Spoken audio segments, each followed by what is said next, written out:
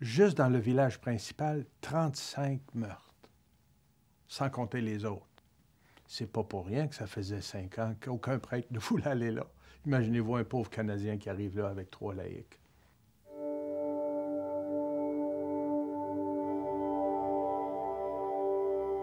Ma paroisse, c'était 85 villages dans une région des Andes où il n'y avait ni électricité, à peu près pas de route. C'était à pied, à dos d'âne et parfois à cheval. Et puisque c'était très isolé dans les montagnes, c'était un lieu idéal où on préparait de la drogue, de la cocaïne, où se cachaient aussi des narcotrafiquants, des groupes d'autodéfense, de la guérilla, et enfin tout ça.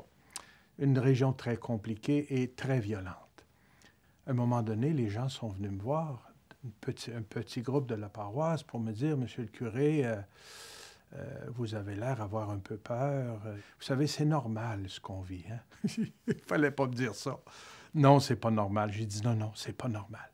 Mon village natal, en Beauce, célébrera bientôt 100 ans d'existence. Il n'y a pas eu encore un seul meurtre. Venez pas me dire que c'est normal.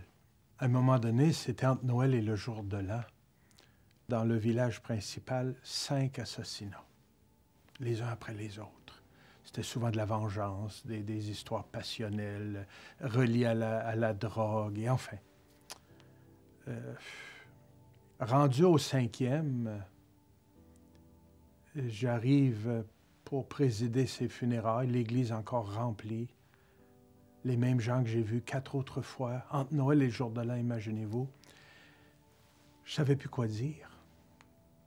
Et je me présente devant les gens et rendu à l'homélie, je proclame l'Évangile. Et là, un grand moment de silence. Je ne dis rien, je regarde l'assemblée qui est là. Et finalement, je prends la parole et je dis, je ne sais plus quoi dire. Je ne sais plus quoi dire de plus. Qui va décider que ça cesse, ce cycle de violence? Et ça n'a aucun sens. Vraiment, là, je suis très inquiet de notre avenir si nous continuons à faire ça. Ça ne peut pas être ça, le chemin. Eh bien, ça a tellement impressionné les gens qu'à partir de ce moment-là, on a eu une longue trêve. Et cette invitation à cesser le cycle de violence, vous avez tué mon fils, je tue le vôtre, vous avez tué ma mère, je tue la... Et il y a eu un grand moment, ça fait réfléchir.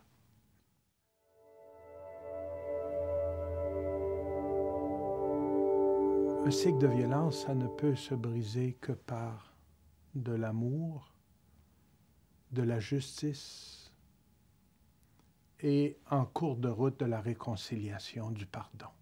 Ça ne commence pas avec ça souvent.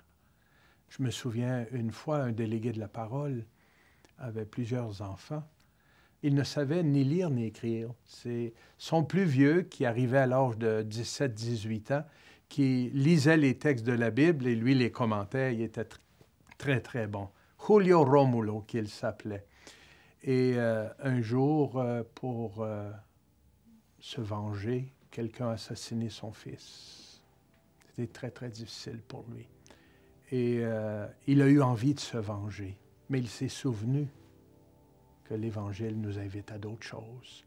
Et il est venu me voir, lui avec son épouse, quelques mois après, pour me dire, « Monsieur le curé, mon épouse et moi, là, on a longuement réfléchi, même si des gens nous ont invités à aller faire du mal à celui, et on le connaît, qui a tué notre fils, nous, on a décidé que c'est ici que ça arrête, ce cycle de violence. Et on lui a pardonné. C'est très difficile, mais on l'a fait. Et on ne le regrette pas parce qu'on a de la paix dans notre cœur. La douleur du décès, ça sera toujours là. Mais on n'a pas ajouté à cette violence-là en produisant d'autres. On les appelle les pauvres, mais ce sont des gens tellement riches parce qu'ils sont habités de l'Évangile. Ils se nourrissaient de la parole de Dieu, ce Julio Romulo et sa famille et sa communauté. Vous imaginez le témoignage qu'il a donné pour sa communauté? Tout le monde a compris. Si on avait plus de gens comme Julio Romulo dans notre monde, qui décident de faire le choix d'entendre et de vivre l'Évangile, ça changerait partout dans le monde.